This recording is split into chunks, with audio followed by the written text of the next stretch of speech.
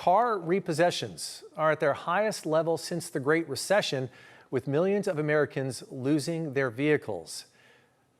CBS 8's Alex Sly joins us live in studio with what this trend could mean for the economy. Alex? Well, Carlo, it means more people are falling behind on their car payments, and when that happens, lenders can step in and repossess those vehicles.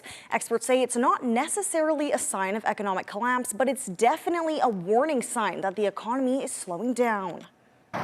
More than 2.2 million cars have been repossessed so far this year, and that number is expected to top 3 million by the end of the year, according to the Recovery Database Network. I think the biggest question we have is this a recession indicator? It's a question dividing economists.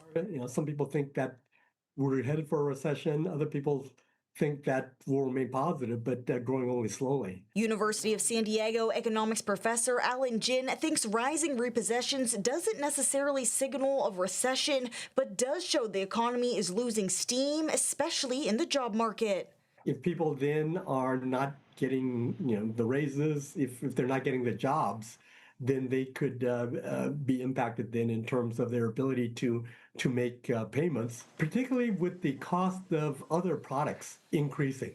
With housing and food costs still high, Jin says many people are putting car payments lower on their priority list. He adds that this goes back to the pandemic, when many consumers had extra cash and splurged on cars.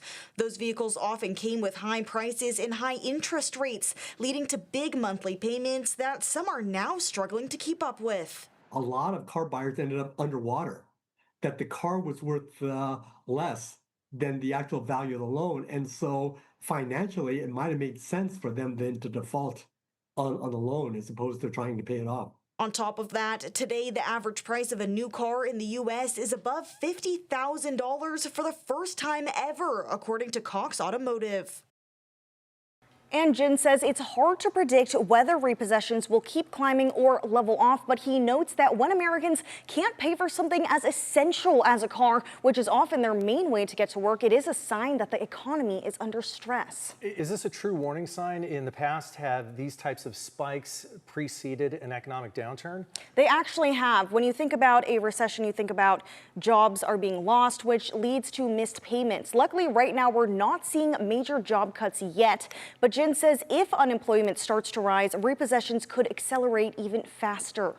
Definitely something that we need to watch as things get a little rougher for people out there. Alex Sly reporting for us. Thanks, Alex.